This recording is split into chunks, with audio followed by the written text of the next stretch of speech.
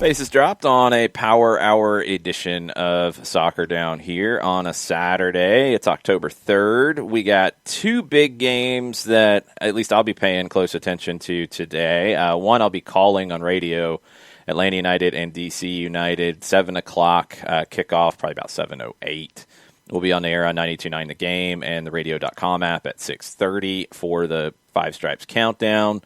12:30 on NBC, on Big NBC, Marcelo Bielsa makes his U.S. national TV debut with Leeds United. Was the Liverpool game on Big NBC? Maybe I'm wrong on that. I think it was. Okay, it's not his debut. It's going to be his debut against Pep Guardiola on national TV. How about that one? We'll get a little more specific. There you go. That'll hunt. That'll be a fun one at 12:30. Leeds hosting Manchester City in the Premiership. We'll get into both of those games. We'll get into anything else on your mind. We've had some matches earlier today. Chelsea with a not great first half, good second half. They get 3 points. Right now, you got a whole bunch of games all over the place.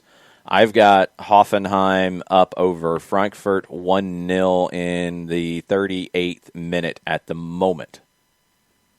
And I've got Everton and Brighton. They are goalless halfway through the 8th. All right. Well, there you go. So let us know what you're watching. Let us know what you're thinking this morning when it comes to Atlanta and D.C. If you missed it last night, we had the run-up. Myself and Kelly Francis talked Atlanta and D.C., Atlanta United as a whole. That's available on your podcatchers. It's also available here on twitch.tv/soccerdown here if you want to go back and check it out. We got kind of deep into a few different things. I think the game comes down to the flanks. I think that's where Atlanta can take advantage of a weak DC United team, especially on their right side, Atlanta's left. This is a game where there will be, I think, some pretty big expectations of George Bello. And we don't know what the left wing situation is going to be just yet, because I think Jurgen Damm, Ezequiel Barco's health and availability and how many minutes they have in them will affect that to a degree. If it's John Gallagher, if it's Jake Mulroney, if it's Ezequiel Barco, all of them bring different things to the table, but all of them will have an opportunity to run at a DC backline that started Chris Odoye-Achim at right back last time around, and he didn't do well against New England. And probably Griffin Yao on the right wing, who's a teenager and not the greatest of defenders. And you're going to have some strong chances to get down the left. I think Atlanta's attack should be focused on the left side this time around. And both sides for sure, but the left primarily, you can get around a DC team out wide. And I think it plays to Atlanta's strengths. Yeah, and also, obviously, this is Captain Obvious showing up here early in the show. No early goals. Get through the 20th minute and don't give up an early goal so you're not fighting an uphill battle against a team that has been offensively deficient this season when it comes to DC United. So even more deficient than Atlanta. That is accurate. Their numbers, I mean, we went through it last night, and it kind of blew my mind actually reading it out loud. Looking at the comparisons between the two teams in terms of overall team stats, shots, DC's last. XG, DC's last. Passing percentage is about 4 points worse than Atlanta. Possession, about 11 points worse than Atlanta. Long passing, 23rd. XA, expected assists, last. Key passes, last. Passes into the final third, 23rd.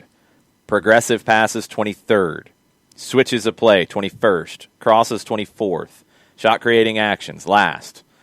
Tackles and interceptions, that's where DC's active. They are a combative team. They're fourth in the league in that. They're not great versus the dribble. They are not very successful when they do pressure the ball. They're not very successful on the dribble. They're last. They're not good in the air. They're 22nd. I mean, that's DC United this year. Now, Atlanta, to be fair, Yeah. Shots, 22nd. XG, 25th, just ahead of DC. Passing, second. Possession, second. Long passing, first.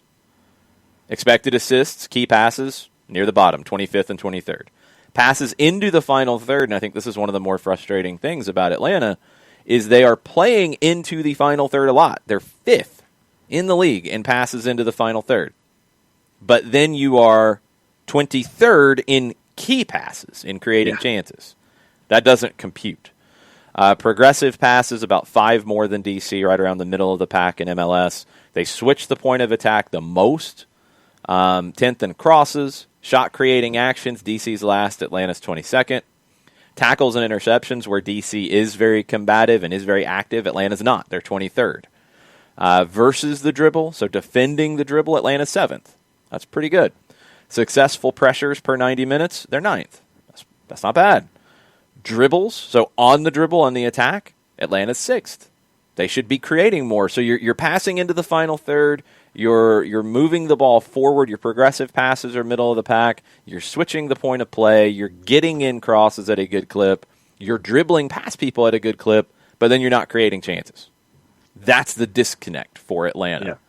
Yeah. For DC, they're not doing those things and they're not creating chances. So, I mean, DC's biggest thing is that they are active defensively. That's really, when you look at the team stats, that's what they bring to the table, and they're not creating chances off of it. They're going to have to try to do that more, but those tackles, those interceptions, aren't happening in the attacking half for DC.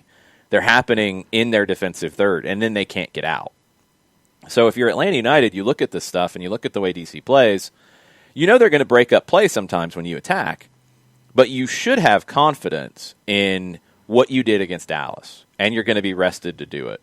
You lose the ball, immediately try to win it back, because DC's not a team that can build up play effectively. That's where Atlanta should feel the confidence to, okay, we lose possession, we're going to take some chances going forward. We lose it, we're going to immediately fight and win it back, and we're going to make it difficult for them to do anything and eventually wear them down. And that's what Atlanta should be able to do here. Nathan Pugh says, all those DC stats. So you're saying we have a chance? Yeah, and that's the thing that's sad. I mean, Joe said the same thing in the Twitch pitch, is that's where we are with Atlanta United right now, is, you know, you see a team that's bad, and it's like, oh, we have a chance. No, I'm not saying you have a chance. I'm saying you should win. Mm-hmm. That's a difference, and that's where this team needs to get back to. Atlanta United should win this game. Yes, it's on the road. Yes, you are traveling day of the game. That maybe is a little bit of an equalizer with some of this. But you should win this game. And if you're going to get into the postseason, these are 3 points on the road that you need to go get. And if you want to call it stealing it because it's on the road, that's fine. These are 3 points that you have to go get. And it's right there for you. This is a team that lines up, I think, poorly against anybody. But with Atlanta and what we saw against Dallas and where they had success, this is a team that should give you the confidence to look back at what you did against Dallas and say, we can do that again. We can absolutely do that again. And obviously, toward the end of the Power Hour, we can get into juice boxes if you want. For updated juice boxes, considering what we had yesterday, we can get into all that as well. As a part of everything. We'll get into all of that. What else is going on in your soccer world this morning, John? What has grabbed your attention since we left the show yesterday? Since we left the show yesterday, well, let me start with what Chris Ashley has said, and I can piggyback off of what he said. Mm-hmm. He says his thoughts for the hashtag Power Hour this morning, although Four-Card Achman has gone to the Brunch Crunch. Oh, I kind of like that. He's lobbying for that. I like that. You don't like brunch, though, because you don't like brunch or breakfast, and they're not the same thing, but that's okay. But Four-Card did give a gif of Captain Crunch, and so he did get bonus points for that. Fair enough.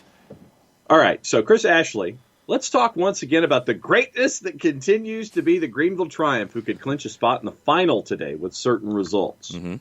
Also, here are the things that would help me live my best sports life today, ranked in order. Well, let's talk about Greenville Triumph before we get into Chris's rankings. Right.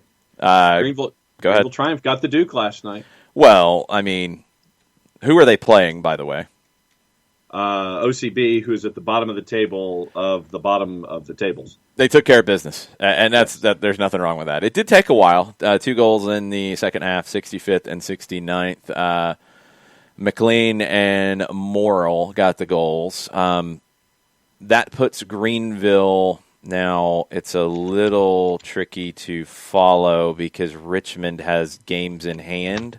And Madison does too, and I think they were a part of the discussion. Well, Madison has games in hand, but they have 14 points versus Greenville's 31. That's a little different. Games in hand only go so far. That would get you to 23. Richmond is 11 points back, and they have 3 games in hand. That would still only get them to 29 if they win all of those games in hand. Union Omaha's in third on 19 points through 12 games. They have a game in hand. Chattanooga Red Wolves, 12 matches, 18 points. The playoff race is where Forward Madison can come into play. I get Tormenta could as well. They have a game in hand on Omaha and Chattanooga. Tucson and Inter Miami or Fort Lauderdale are in that mix as well. I guess North Texas is in that mix too because they've only played 10 matches and they've got 11 points. OCB is not in the mix for anything. No, they are not. I mean, they have 6 points through 11 matches. They've won 1 game. That's going to be something that over time Oscar Pareja will work hard towards correcting because it's a big part of developing players. And no bueno. So Greenville takes care of business in the USL League One. What do we have the rest of the way today? USL League One, we got a couple of matches. Let me grab the juice boxes on that quickly because there's it's a big match day, and one of those includes Tormenta. We got matches at 6:30. We got matches at 8. We got matches, and the North Texas Tucson match has been canceled. With no makeup date has yet been assigned. North Texas and Fort Lauderdale. North Texas a plus 110 going up against Fort Lauderdale CF. Richmond a minus 125 at home because they're playing New England Revolution 2. Forward Madison is a plus 127 at home going up against FC Tucson. Union Omaha minus 122 at home, or Union Oma draw, as the folks in Greenville call them. Union Omaha minus 122 with Tormenta visiting at a plus 276. Okay. What will make Chris Ashley's soccer day happy? What will make Chris Ashley's soccer day happy would be FC Tucson winning or drawing against Forward Madison, clinching Greenville's spot in the final. Okay. What was the match that was postponed, and why was it postponed? The original match that was postponed was, clicking tabs, North Texas and Tucson. Well, Tucson's playing somebody else, so that's probably not Forward what the Madison, schedule is. and North Texas is playing Fort Lauderdale. Yeah, so that match wasn't postponed. That's just a screw-up on whatever schedule thing you're looking at. Yeah, I was thrown off there by that. In the aggregate, so North Texas, Fort Lauderdale, Union, and Tucson and Forward Madison. So disregard the 8:30 start, 2 at 6:30 and 2 at 8. All right, got it. What else will make Chris Ashley's soccer day happy? Point number 2, Atlanta beating DC. Yeah, it should happen. It needs to happen. Anything else? Point 3. Okay. My, in all capital letters, Tennessee Volunteers winning big over Missouri. All right, I guess. And then 4, Leeds wins or draws against Manchester City. This is last because I have the lowest expectations here. Yeah, this is going to be a fascinating match at 12:30. If you like thinking men's soccer, thinking women's soccer, this should be a good one to watch because it's going to be interesting with Pep Guardiola has a ton of respect for Marcelo Bielsa. Marcelo Bielsa has a ton of respect for Pep Guardiola. Marcelo Bielsa is going to know everything that Pep Guardiola has done tactically over the last 10 years. Pep will know that Marcelo Bielsa knows everything that he has done over the last 10 years. Will Pep say, I have a better squad, which I think they do, and say, well, I'm not going to overthink it. I'm going to do what we do best, and we're going to outplay them. Or is he going to say, he knows everything that I do, I need to do something that is unexpected and try something here. On the flip side, Leeds is going to know everything they do. And I think the conversation goes a couple different ways on this. There's some people who say, you should just play your game and not worry about the opposition. Well, Bielsa doesn't do that. And then there's people who say that you should adjust to the opposition, and Bielsa doesn't necessarily do that either. He knows everything the opposition is going to do. then he puts it through the filter of this is what we do, and this is what we will do to deal with what they do. You can be true to yourself, true to your team, true to the way you play, not change the way you play, and also be very aware of what the opposition brings to the table. And that's what Marcelo Bielsa does better than maybe anybody in the world. This is going to be a fascinating one. I think what we're learning from Leeds so far this season, and it's very early in the season, we're learning this idea that, Patrick Bamford, he's not a Premiership striker. He's not a Premier League striker. He doesn't score goals like a Premier League striker.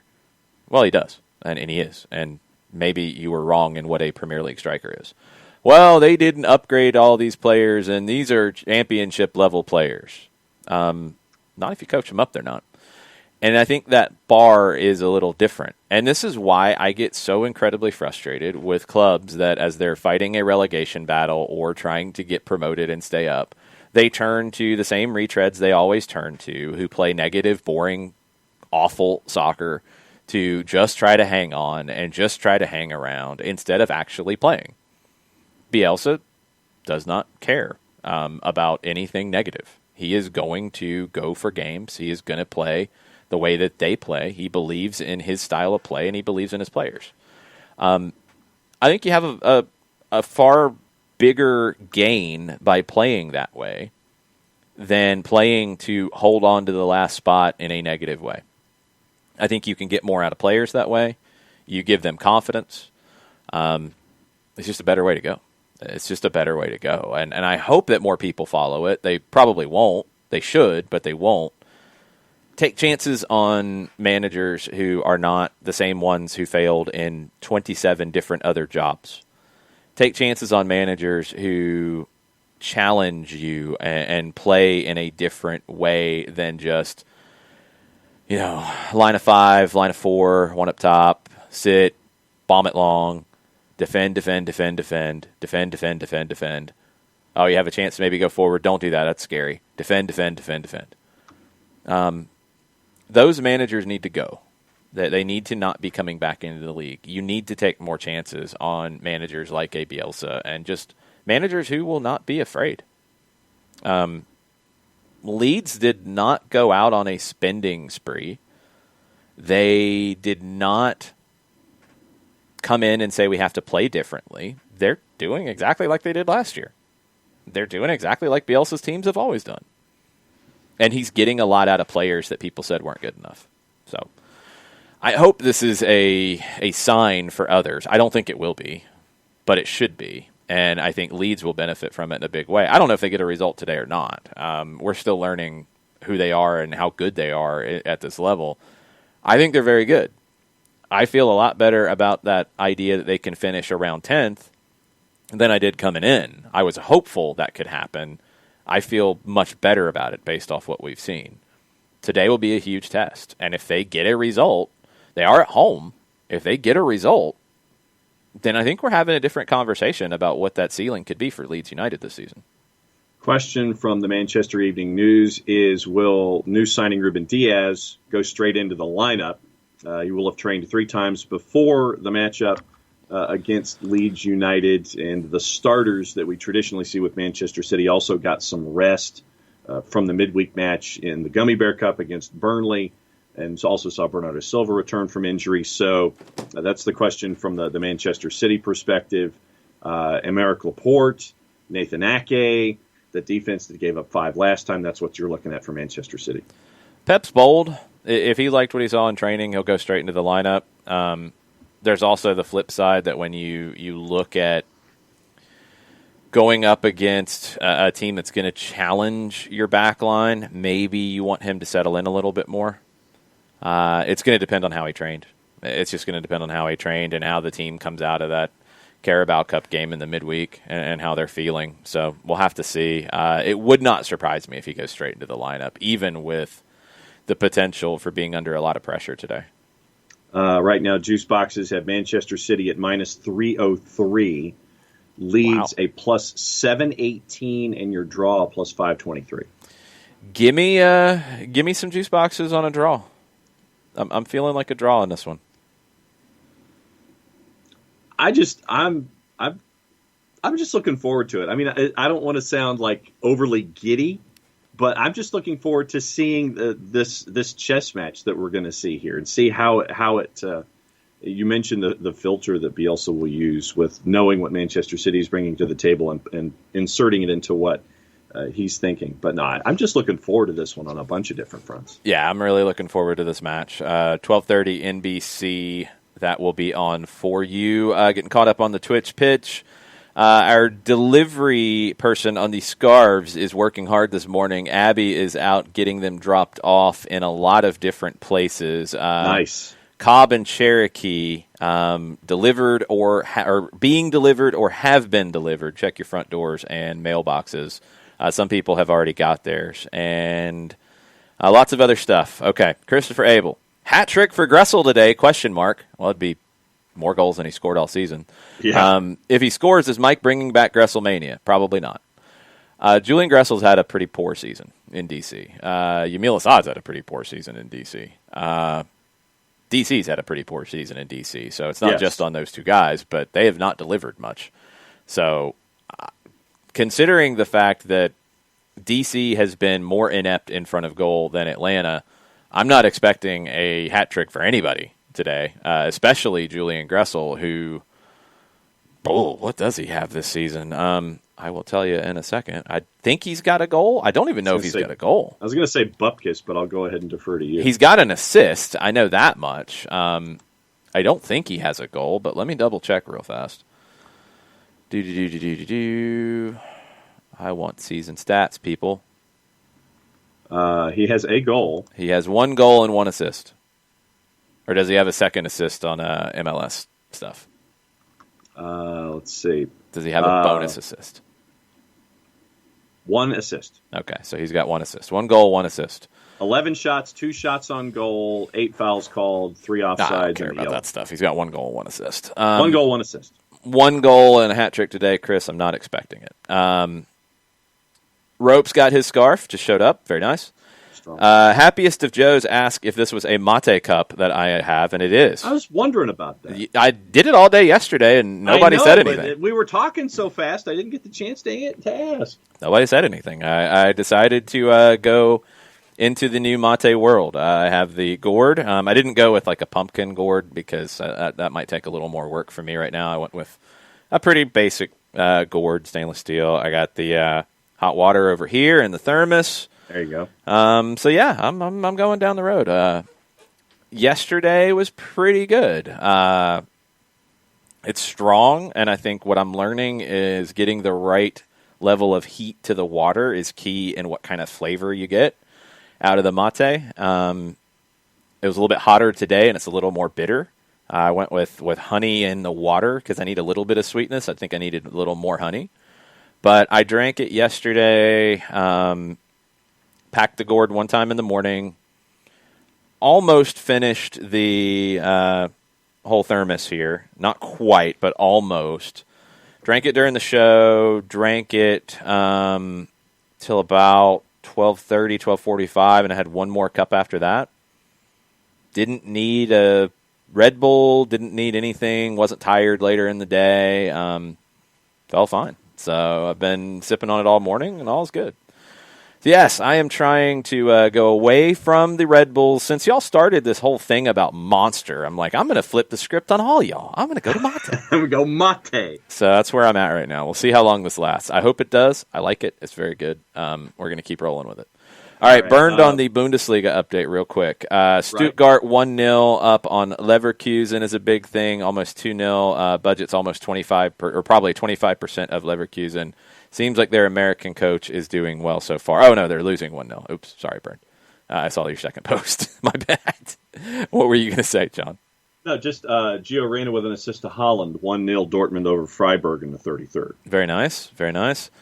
We got some Bundesliga conversation going on in the Twitch pitch. Abby's helping us donate more money to the Escuela de Football, Marcelino Moreno, by going out and making some deliveries, which has been awesome, and it's been very, very helpful, and it will end up allowing us to donate more money, which is pretty awesome. Kefsey says England is not going to do what I'm asking them to do, which is take chances on managers and not hire retreads. They are the Statue of Liberty for aspiring national team managers, like Sam Allardyce. I said that out loud. My bad.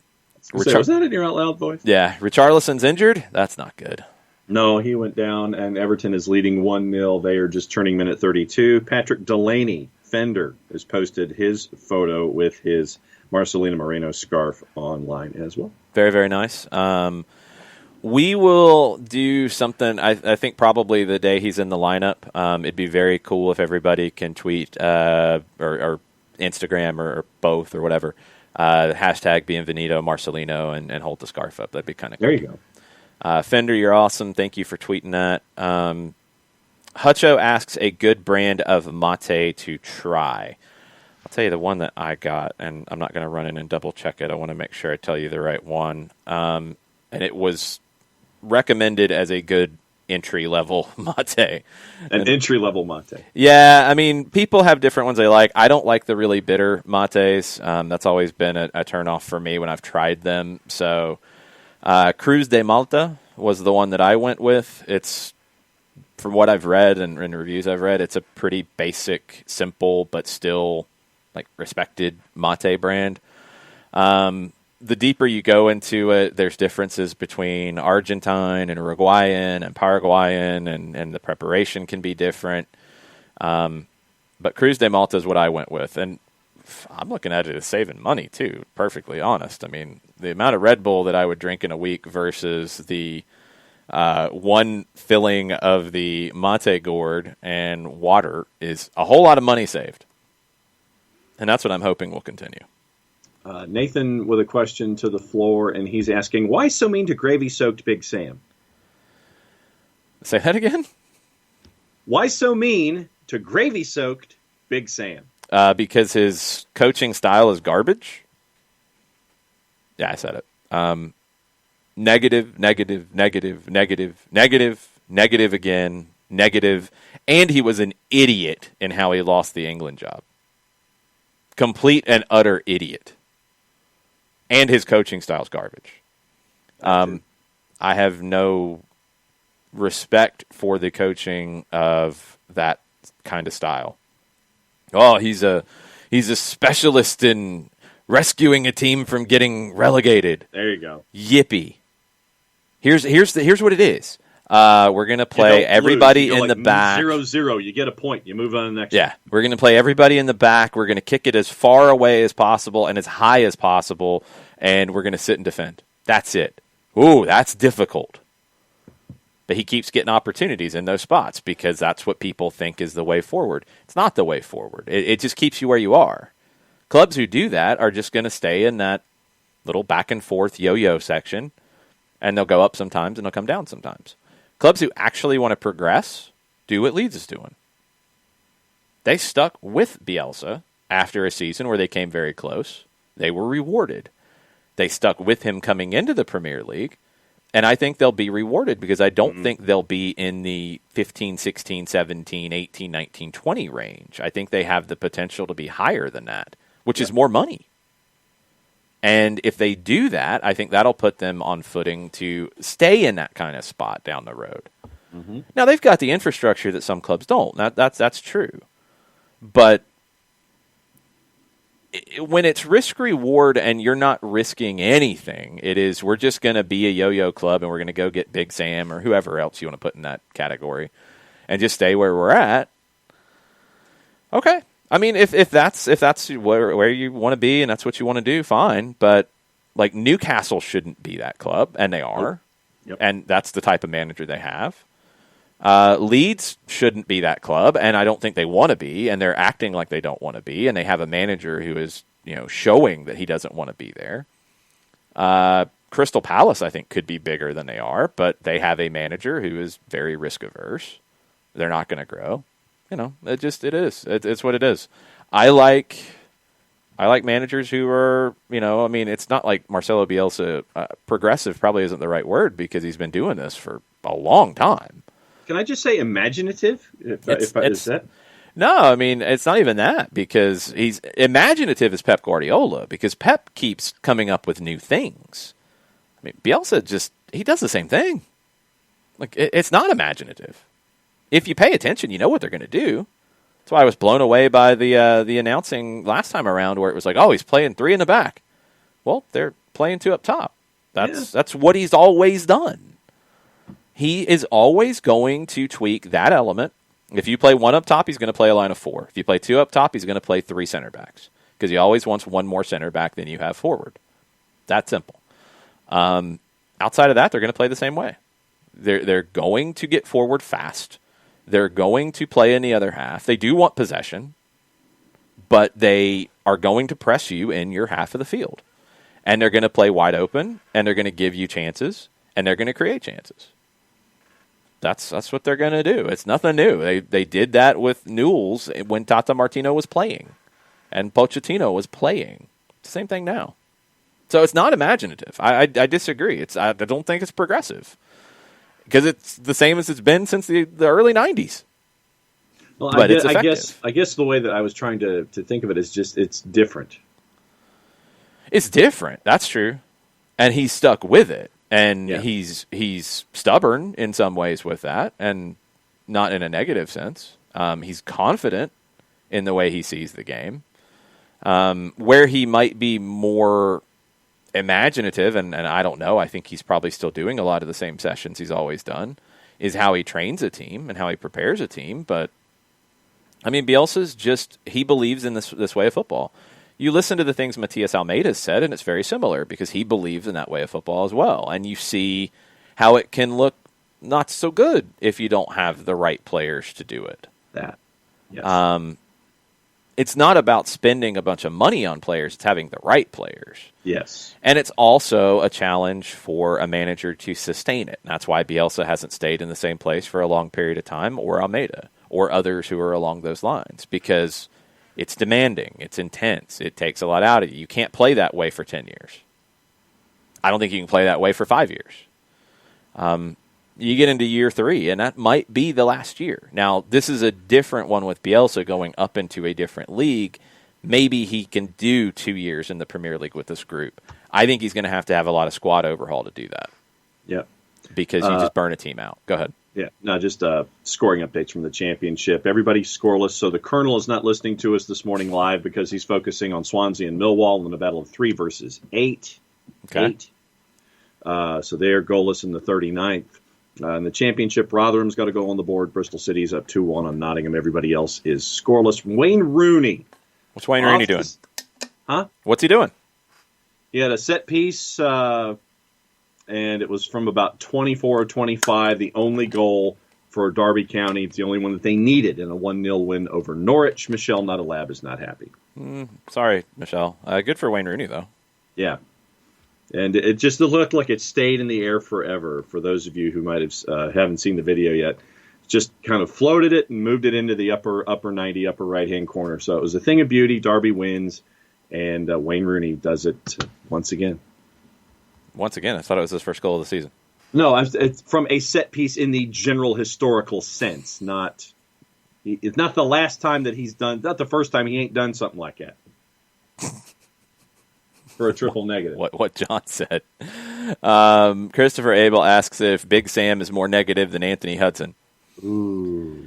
No, because Big Sam at least believes in what he's doing. Anthony Hudson, at the end of his time with Colorado, was as negative as it can get, and he said negative things. The comments he made before Atlanta went out there late in 2018 were mind-blowing. And then he kept his job, and then he came here, and his last game with the Rapids was here when he had zero interest in doing anything that resembled attacking. Yep. It was weird, and his players didn't like it because they didn't buy into it, and then Connor Casey turned things around. Yeah. So Nathan Pugh is asking us to please, in all caps, continue to speak ill of Roy Hodgson. That's easy. I mean, he's just... he's like burnt toast. Blech. I mean, there's just nothing exciting about it. They're just not good. Neil Roy Hodgson to me. By the way, Neil Maupay goal for Brighton. They are now tied at 1 with Everton in the 41st. And for me, it's painful to watch Crystal Palace play. I think that Roy Hodgson's goal in the season is to get to 40 points, however you get to 40 points, because that's the normal marker for survival. And then if you're north of 40 points, then more power to us, and we'll finish with 43 or 44. But it's vanilla. It's bleh. It's just there. It is the manila folder of soccer. It is the generic Nilla wafer of soccer is what it is. Yes. Like just no taste, no nothing. It's just bland, and it's not even like the original brand. It's just it looks like the cookie, but it's not the cookie. That's just bad. But that's what they wanted. They got afraid when they wanted survival. No, they got afraid. Because they didn't want survival for a minute, and they hired Frank de Boer. They wanted Ajax. They wanted to play in a way that could get them higher than they were in the table. And then they lost a few games, and they said, we don't want to be afraid. And they went to generic vanilla wafers instead of the dulce de leche cookie. They went for something that was bland and tasteless and was basic, rather than trying to be more than what they are. And they're not going to be more than what they are, even though I think they have the infrastructure to potentially be more than what they are. Yeah. They're not. They're not. And it is what it is. They are not going to risk it. So they're not going to be more than the occasional year where they finish 10th. Yeah. They could be, but they're not. Yeah, they're going to be right there, 13, 14, 15. They're not going to shock anybody. This is who you are. And it's just, you're going to take up an hour and 50 minutes of my time every time you're on television, because this season all the games are staggered. And so it's going to be an hour and 50 minutes that I can't get back, and it's going to be goalless, 1-1, maybe the occasional 2-goal outburst. As long as Wilfred Zaha is motivated, then you might get more than a goal a match. But until then, when's he going to end up with another club? Because he's been rumored to be leaving, I think, every window since 1974. Yes, and he will continue to be rumored to be leaving. Do we have a Crystal Palace person in our Twitch pitch or in our think so. timelines? Not that I'm aware of. Okay. Beautiful goal from Eintracht Frankfurt to go 1-1 with Hoffenheim. Absolutely beautiful goal. Big switch. Everybody stayed on side. Hoffenheim got stretched. Really good composure inside the 18 to take advantage. Slots at home. Really nice goal. Lewis Dunk just sent a free kick into orbit. So in the 44th, Everton and Brighton are still tied at 1. It is apparently going to be a monsoon at Elland Road, so that might be the great equalizer. Oh, wow. That's going to be a bonkers game then. Tafka's in this morning. What's up, Tafka? I want to thank at Soccer Down Here with 2 exclamation points. What did we do? I had a conversation with my high school soccer coach, the only true soccer coach I ever had, and he's a Leeds fan. I was able to be extremely knowledgeable in coaching, tactics, and philosophy. When you can talk Tata Martino with terms like Bielsa discipleship and verticalidad and discuss the changes in tactics I've seen in Atlanta since 2017, it was a proud moment for me with one of my mentors. The only reason it happened is because of y'all. 4 years of discussion. Prayer hands emoji. That's awesome. That's what we do. Like I've had this conversation with people, and like I hope it comes across, and I try to make this clear. Like, look, I tell y'all how I think about the game, but I want people to come to their own conclusions, and we try to give you the information to be able to do that. I'll tell you how I think. And that's, if you disagree, that's completely and utterly fine. That's what this game is. Like, so much of it's opinion. I mean, you can watch a game from Germany, a game from England, a game from Argentina, a game from the United States, and look at them in different ways. And you have to have, I think, the different understanding between playing philosophies in different countries. You have to understand, like, some elements to it that play into what can form your opinion. And we try to give you that. But at the end of the day, it's about what you like in the game. I mean, there are people who like the vertical play. They don't really care about possession. There are people who value possession. There are people who value not trying to have the ball and just press. There are people who like the counter press. There are people who like skilled players. There are people who like players with high work rate. I mean, it's so much of the game's opinion because it's the same game, but the Bundesliga has a style and has a set of managers that might look at things differently than the Spanish league and the English league and so on and so forth. That's what's cool about it. So there's always something to talk about, and we try to give as much context as possible to go along with our opinions. And, that's awesome. That's what I like to hear, is that people are talking about this stuff beyond, just recycling somebody yelling at you and telling you how they feel. I might yell at you occasionally and tell you how I feel, but please feel free to disagree with that. And I'll tell you why I might disagree with you, but that's what it is. That's the game. That's okay. That's fine. That's what we do. Statement from Pro on the San Diego LA Galaxy 2 situation. Now remember, this is the one. Yeah, this is the one before the incident with Phoenix. This is the one where a player was suspended for multiple games by USL Championship. This is the one where San Diego forfeited. They said they would have walked off if they had known about it. They didn't know about it. Pro says this. Professional referee organization strongly condemns any form of discriminatory language or behavior on the field of play. On Wednesday, September 23rd, in the San Diego Loyal Soccer Club versus LA Galaxy 2 match, an official assigned by Pro heard a racial slur but failed to adequately report this observation to the lead official. Pro empowers its officials to confidently take ownership of their responsibility to enforce a zero-tolerance policy with regard to racial abuse and use of racially insensitive language on the field or any form of discriminatory behavior. The referee involved has been removed from a subsequent assignment and will continue to receive education as a part of Pro's ongoing commitment to hold referees at all levels accountable to combating racism in any form during competition. That's the first time I believe Pro has ever said they removed a referee from a subsequent assignment. Yeah. I don't remember that language ever before. If they heard it and they didn't report it, then yeah, that's 100% accurate. There's no excuse for that from a referee. If they heard something and didn't report it, The situation with Phoenix is a different one because it was heard but not understood because you were dealing with a slang term. Right. I think the referee handled that well ultimately. It's hard. He heard it from Colin Martin first. He showed the red card, showing that he heard something. He thought it should be red carded. He did. He then understood that it was being brought to his attention by Colin Martin what was said to him. He rescinded the red card. He didn't understand the slang term, so he couldn't send off the player. Right. And I understand that. I got that. Mm-hmm. I think everybody gets that. The hope was that now, I don't think the referee crew could come back and show a red card to start the second half, so they couldn't do that nothing had changed in the understanding of the situation. They hoped that Phoenix would remove the player, and when that didn't happen, then San Diego walked off.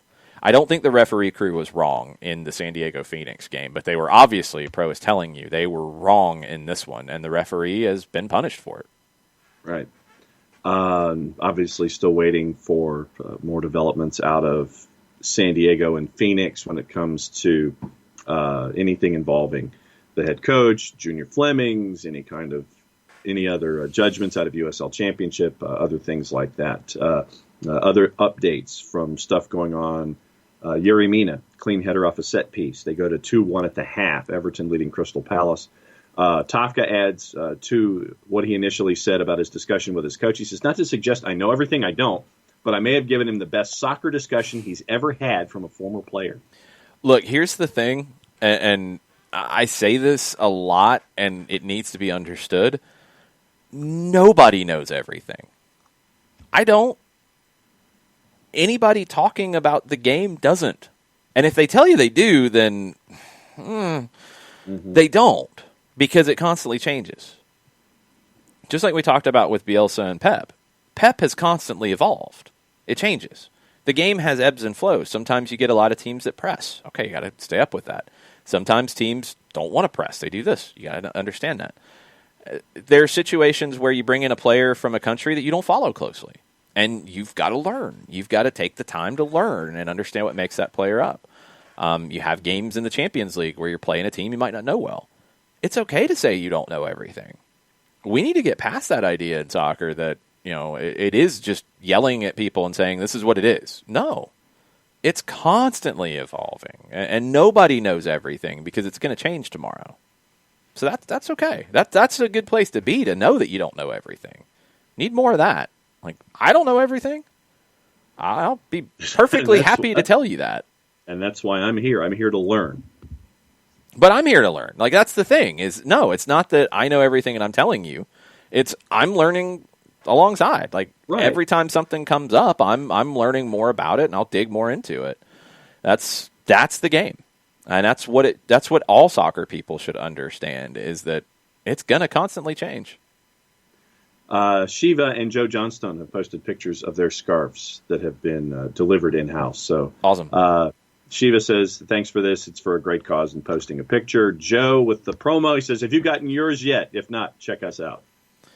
Yep. We still have, let's see what the count is, because we had some more sales yesterday, some out-of-state sales. So the ones that are going in the mail will hit the mail on Monday, so be on the lookout. You should start seeing them Monday or Tuesday at the earliest. We are down to, right now, 30 scarves left. If you want one, you better get one, because they keep moving pretty quickly. $25. Send us a message. We'll get you taken care of. You can send us a message on Twitter. You can send us a message on Facebook. You can send us an email, soccerdownhere@gmail.com. All the proceeds after delivery cost, after producing the scarves, all the proceeds are going to Atletico Palmira, which is the first club that Marcelino Moreno played at. They renamed their soccer school for 4 to 8-year-olds after him. He's an idol to those kids, and we want to support those kids. So all the proceeds are going to be donated to them. And then thanks to Abby and to you, John, because you're delivering some scarves later today. That saves us a little bit on the shipping. So that'll mean more money goes to the kids, which is what we're trying to do. Yeah. Kind of headlines before we go. According to our friends at the Daily Mail, Jadon Sancho has no plans to push for a move, with Manchester United, Borussia Dortmund far apart in their valuations for the England star. Okay. Premier League managers and players remain confused about what will and won't be given as a handball this weekend, despite the refereeing body's attempts to clarify their new relaxed rules. Yes, all of us are confused. Premier League are threatening to cut championship clubs out of their proposed rescue package, leaving the EFL with a shortfall of about £190 million. That's kind of crappy. I get it. The Premier League clubs are like, oh, well, you guys just spend way too much money, and you're not smart with your spending. And also, you're trying to take our spot, so we don't want to help you. Tottenham defender CCV is wanted by Bournemouth, Swansea, and Luton Town. I'll be happy when we get more young Americans who sign contracts like CCV did and don't have to wait till the deadline day to find a place to go play on loan. That needs to stop. From the Telegraph, Spurs focusing on finding moves away for a number of fringe players after securing the loan signing of striker Carlos Vinicius. Jose Mourinho is satisfied with his defensive options if a deal cannot be agreed for Milan Skriniar or Antonio Rudiger. Enter, not Milan Skriniar. Enter. No. You said Milan. No, that's dude's. Oh, sorry. I said Milan Skriniar. It's not Milan. No, it's his dude's first name. Oh, okay. I thought you were saying he was from Milan. He's from Inter. Okay. No. I didn't want Nick to start breaking things. No. Dude's first name. Oh, okay. Fair enough. Milan Skriniar. Fair enough. Wanted to make sure. Yep. From the Times, clubs in the EFL have been warned that snooper squads, end quote, will be carrying out surprise swoops on training grounds and stadia to make sure players and staff are abiding by coronavirus protocols. Yep. And the Colonel will be happy about this. Irish side Dundalk will bank at least €4 million, £3.6 million, after beating Faroes side Klaksvik 3-1 to get into the group stage draw. That's a lot of money for beating a team from the Faroe Islands. Yes, that is correct. You don't normally get that kind of reward for beating a team from the Faroe Islands. No. But you'll take it. And Liverpool, obviously, Sadio Mane testing positive, and so testing the depth for Liverpool going forward with Sadio Mane out. Tested positive for coronavirus, currently self-isolating. Plucky upstarts. They'll find a way. Yes, they will. Nashville had a player test positive. Don't know who it was. Game is on today. Everybody else tested negative multiple times. This is just going to happen more and more, so it's not going to stop as we're learning. The virus is out there, and you got to be smart. And I have no problem with snooper squads that are making sure teams are following protocols, because it sounds like lots of organizations need snooper squads to make sure people are following protocols, because when you don't, you have outbreaks. And that's what we've seen with a lot of different organizations right now. The Tennessee Titans are one. They keep having new positives, and their game's been postponed this week. First NFL game to have that happen. Colorado Rapids have had an issue, mostly in the technical staff, but they've had an issue with more than one player. I think it's 4 players who've tested positive, so they've had multiple games postponed, and you're going to have to figure that out. Hopefully for Liverpool, it's the one. Hopefully for Nashville, it's the one, and it doesn't turn into worse. Napoli, I've not seen any update on their one player who tested positive and their one staff or executive who tested positive. I've not seen anything else on that. I think those are the main storylines with this right now, and hopefully it doesn't trigger an outbreak. If people are smart and have been following protocols, doesn't mean you can't get it in normal day-to-day activities if you have them, but if you're following the protocols, you can eliminate the spread of it within a group, and that's where we've seen like Notre Dame and others have problems. I mean, Notre Dame had a team meal. Not exactly smart. No, definitely not. Wolves have announced this morning that Raul Jimenez is staying with the club, or he's under contract through 2024 as well. Good deal. Good deal completely. Gio Reyna, 3 assists on the day for Dortmund. Wow. Johanna said he's been incredible. Gio's first choice for the national team, no question for me at this point. He's the guy in the number 10 role, ahead of McKinney and Adams. That's what I hope to see when we get back to national team play. J-Dub Parker asks about Zlatan's coronavirus. I believe it's still a thing. He has not crushed it into submission yet. He did buy a new car for his birthday, so he's very excited. And it was not a Hyundai, as John said in the chat. I don't know why you thought that thing was a Hyundai. That did not look like any Hyundai I've ever seen. It looked like a one of those large Porsche Carrera kind of thing. That's not a Hyundai. Why'd you call it a Hyundai then if it looked like a Porsche? What? It's not permissible to run smack on somebody? No, not when you just said something looks like a Porsche and you want to call it a Hyundai. That doesn't even make sense. Just giving the man a little grief. That's all. You gave it no. He ain't dropping $8 on a car. We know that he's going to drop 800,000 on a car. It looked like just one of those big Expando Porsches that had no real roof to it. Next time, if you want to give him grief, don't do it in our direct messages. Like, actually put it at him. Him, John. Yo, at Zlatan. Yes. Nice Hyundai. Yes, because you didn't. Like, I don't understand how you're giving him grief. A couple of updates before we go. Fabrizio Romano, his latest. No agreement between Manchester United and Barcelona for Ousmane Dembele. Guillaume Bilage still thinks it's all a front to try to get Dortmund interested in selling Sancho, which doesn't appear to be happening, which is just good job, Manchester United. Good job. Nice try. Romano also says Bayern is trying for Callum Hudson-Odoi. No agreement with Chelsea at the moment. Lampard wants to keep him. Hudson-Odoi has not asked to leave, but he's not completely against it. And that has remained. Lampard wants to keep him. He says it's up to the board. And Michael Zorc, the Dortmund director, about Sancho rumors, and this is Romano with the quote, Jadon Sancho is our player, and he's got a long-term contract with us. He was ill. There's no transfers reason. That's why Jadon is not playing today. He was ill. People have tried to say that he's saying he's ill because he wants a transfer.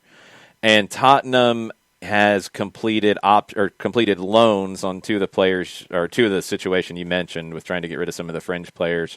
Juan Foyth to Villarreal and Sessegnon to Hoffenheim. those could get done over the next couple of hours. Foyth would have a €15 million buy option.